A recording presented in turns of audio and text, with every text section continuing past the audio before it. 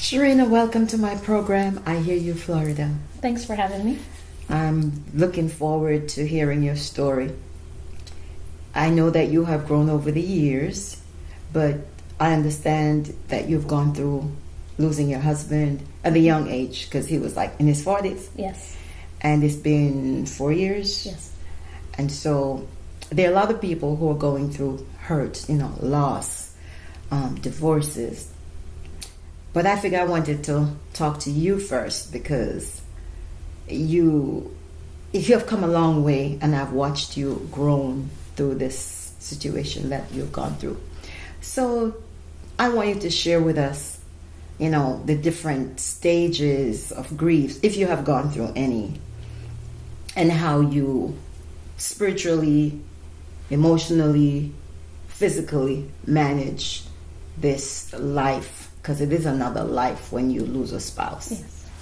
So I'd like you to tell us, please start with, give us some of the romantic parts of your life with Lusanne, and then just share with my audience. Welcome to my program, I Hear You, Florida. Please meet Sherena, and if you've gone through any grief or loss, just remember that hearing someone's story can really help you to walk the path that you have to walk. Okay, so Lusanne and I, we met at New Testament Church of God. We met at church for the first time. Not knowing we actually both attended FAU. We're going to FAU at the same time, but I've never seen him on campus or anything like that. So when we met at church for the first time, he was telling me where at school he would normally hang out at, and I was like, I've walked that actual way to go to classes, but I've never seen him or, met him. So it was kind of weird, but I guess everything in God's timing. I guess we weren't ready to meet at the time. At the time we met, he had just lost his mom from, she had cancer, breast cancer. So he was going through some stuff. So he wasn't really being that social. So one day, Anitra and I don't remember Anitra. I do. Yeah, we went to Denny's to hang out, and she was like, you know what, I think you should, I have somebody I want you to meet. So I think you should meet Lusanne, whatever. I was like, okay, fine. So he actually lived down the street from the Denny's we're at, so she called him and told him to come to Denny's. He came, and we talked. And then back then we were using beeper.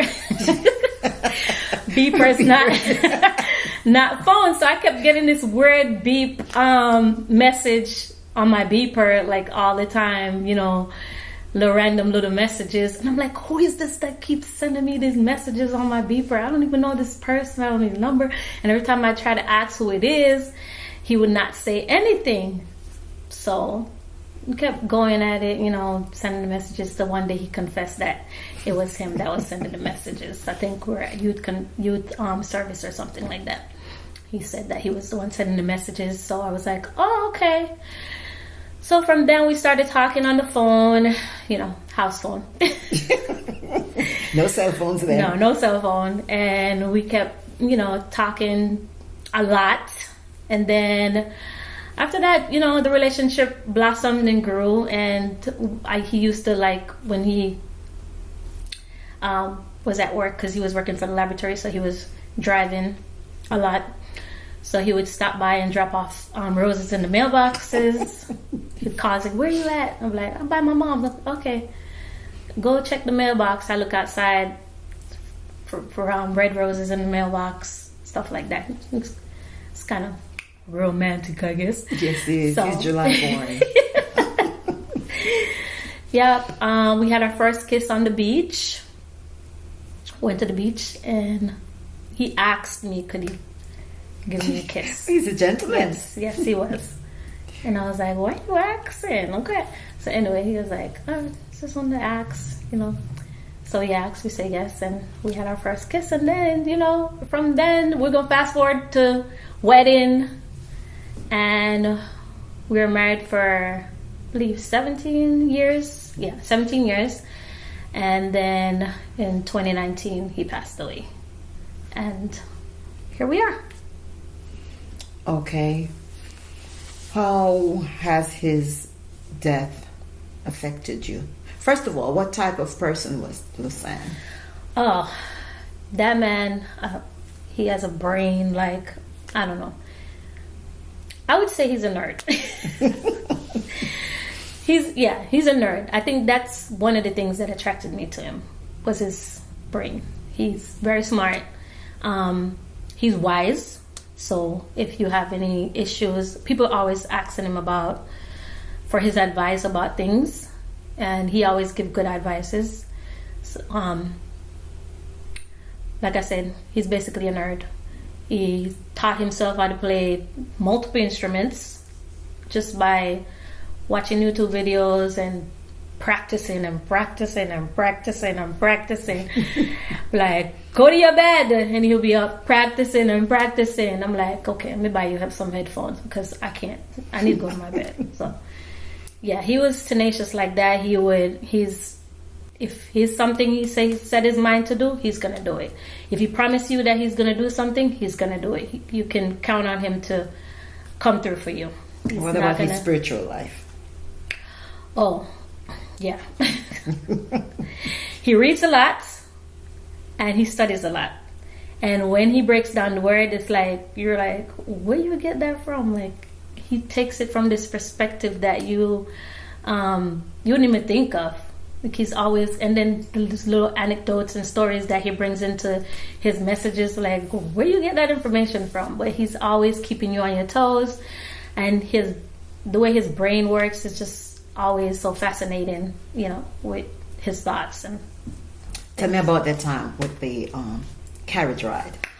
Oh, so 1 year was my birthday, and I don't think we were married yet. No, we weren't married yet. It was before we got married. And so he decided to go all out that year for my birthday. His best birthday ever. He has not been able to top that birthday since. So we went to South Beach, and we went shopping, and we went to this restaurant called Mamba's or something like that. And we spent a lot of time at South Beach that year. We spent the whole afternoon there. Went to South Beach.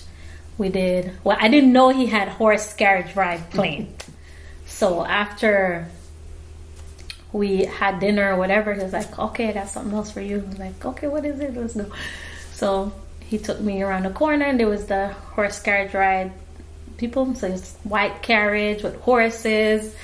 And we got in, and it took us around South Beach that night. So we had fun. Well, I had fun. Okay. Yeah, it was pretty special. Okay, so you're married for 17 years, Mm-hmm. and suddenly you're without him. Yeah. How did that affect you emotionally, physically, spiritually?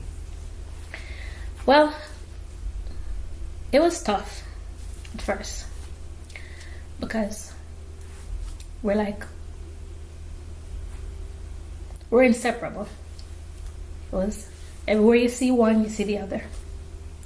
I used to make fun and jokes and saying that nobody would recognize me if they saw me by myself. They wouldn't recognize me because we're always together. That people always, marry us together, basically. So if I'm by myself, nobody recognizes me. That's what I used to say. So it's kind of tough now being two people to being one person by yourself. Okay. So the first stage, I guess, is basically the loneliness of not having that person to talk to, not having that person hands to hold. We used to hold hands a lot when we were in the car driving. It's okay. And then that was gone. So it was hard, mostly the lonely part of it, because having, having another person with you, sleeping together, going to bed at night, having that person, coming home from work to that person, and then you come home and that person is no longer there. So it was tough. It was tough at first. Still is, but not as tough as it was in the beginning. Because I was just about to say, it's still tough because the tears and the emotions, but that was 17 years of marriage. And he was 40. He was 41. He was 41. So you guys are still young. And you're still young now. So 4 years. And so it's understandable that you still feel those emotions, because in many ways you're still missing him very, very much. Yeah. Okay, how was the support that you got? Well, let's say, even though you had a lot of support, when your support was gone home, you were still home by yourself. Yeah. You still had to deal with that. Yeah, I mean, the support was great. Having my tribe, as I call them, you, Marcy, Ian, everybody that came over, Wendy, Nikki. And we lost Wendy last year. Yeah, Nikki. Just being there for me, like, you guys didn't have to say anything. You just came over there, sat, watched me watch movies. Yeah, just to keep my company, basically. But after the company is gone, it's still, the nights are still rough. Yeah. Okay. I remember we had the trip was to go to Jamaica that Christmas. Yeah, because you and I were supposed to go to Jamaica, and he was like, "No, I don't want you to go to Jamaica right now because I'm not feeling too good, and I don't think it's a good time." So, me being persistent, I was like, "I still want to go to Jamaica, but I can't go." And I guess he knew, but he didn't want to say anything to me. So he's like, "No, you can't go to Jamaica right now." So I convinced him that, okay, you know how you always feel good when you go to Jamaica? You feel refreshed, you're stress-free. Maybe you should just come with us, and then we'll be together, so I don't have to leave you here by yourself, because that was the whole point he was making, that he didn't want to be alone. So while I was in Jamaica. So I convinced him to come along. So I booked the plane ticket and everything, and we were set to travel together, but God had other plans. Well, what was amazing is that after all the plans for the funeral was done, we went to Jamaica. Yeah, we did. Yeah. And I was amazed at how you ministered to people. And I had to tell them that, hey, her husband just passed away. But you are a champ. So in the midst of pain and your suffering, you still did what it is that God wanted you to do. So, with that said, how did God play that role in your life in helping you to be at this place where you are right now? Well, I was writing some stuff down, and then this week I had my laptop and it was up. I wrote some more stuff on there, but when originally up, and I had this thing in my phone that I titled My Cup of Grief. So basically, I just put it like this, that God gave me this cup. It's a cup of grief. I don't know how big it is or how small it is, but it's a cup. And every day I would say that I'm like taking a sip from that cup. And I don't know when it's whatever amount of grief in it is going to be finished. But every day, instead of giving me the whole cup to drink at once, gives me small sips. So that's how I cope with everything, that he's not giving me everything at once. He's only giving me the portion that I need for that day at a time. Yeah, so I can manage, so that I don't get overwhelmed, I guess. And basically, if it wasn't for God, I don't know how I would make it through. Because the strength that people saying, oh my gosh, you're so strong, I don't even know where, I know where it comes from, but it's not from me. It's not my own strength that I use to carry me. It's God's strength. And so he let me sip, small portions of that cup every day. I don't know when it's going to be finished. I never know what stage of grief, like I wrote in that thing the other day, it's like, there's no, they say there's stages of grief, but I say there's grief stages. Okay. So you don't know what stage, but you are going through grief.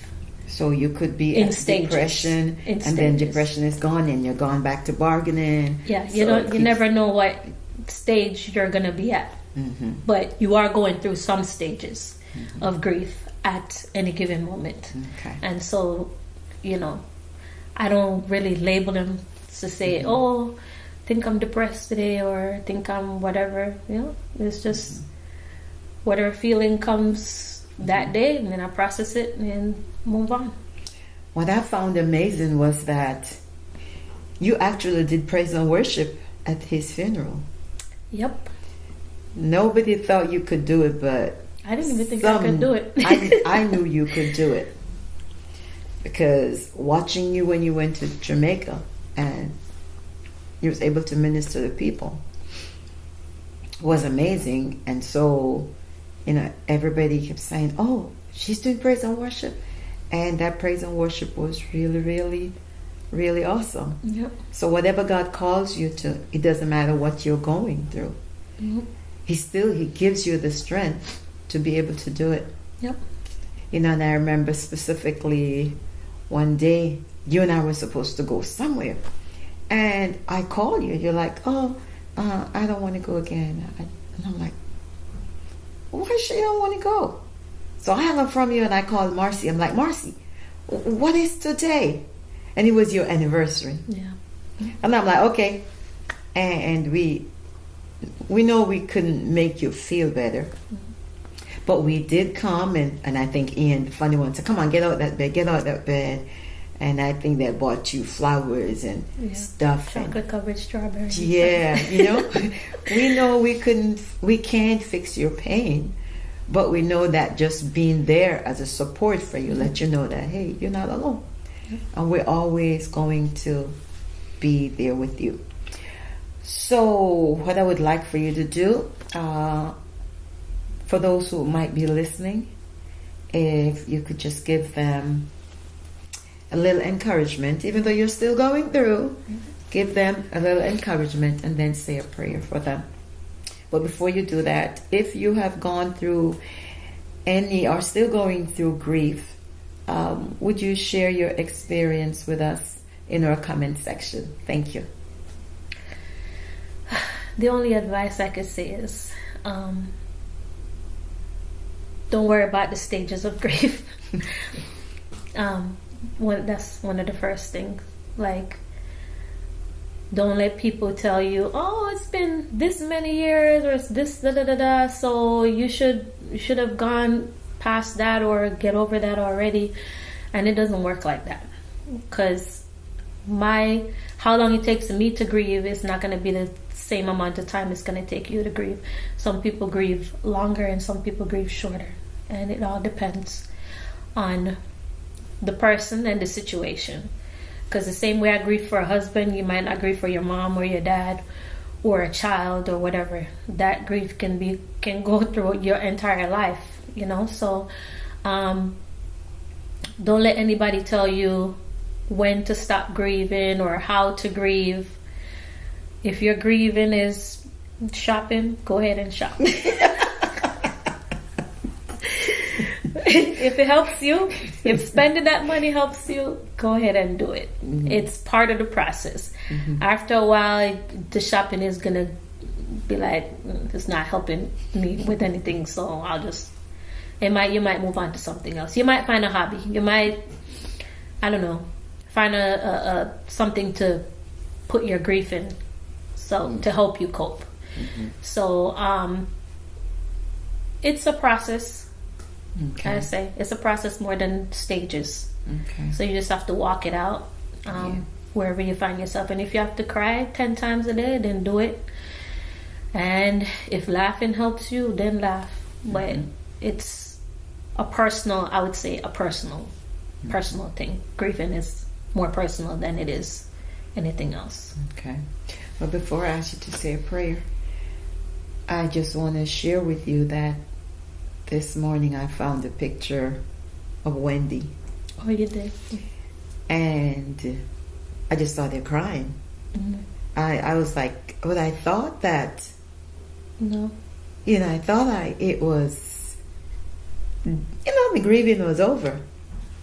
But it was so deep down that, you can't stop the tears from coming. Yeah. It just flows.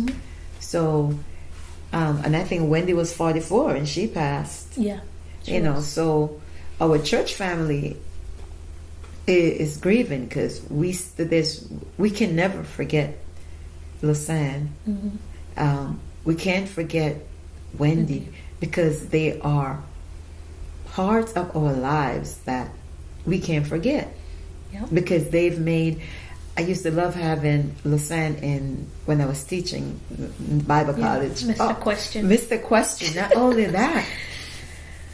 that, when I ask a question, he would never think I'm asking a trick question. Right. Everybody else would be like, is Pastor Francis asking a trick question? And then he would just answer. And I'm like, thank you, Lusanne. Thank you so much. I'm not always asking a trick question, people, And his papers are usually so good. Really, really good. And we'll forever miss our loved one. But it gets easier and easier. We're never going to forget them, but it'll get easier. And having that support, because your church family, even to now, some of them think you're a baby. Yeah. So they did spoil me. Yeah, they did, and they're still spoiling you. Yeah, and so if you are going through any kind of grief, find support. If you don't belong to a church family, find a mental health therapist or someone so you can sit and talk with them about your feelings. Your feelings are okay because God made us with emotions. Just remember that Jesus wept at Lazarus' grave, okay?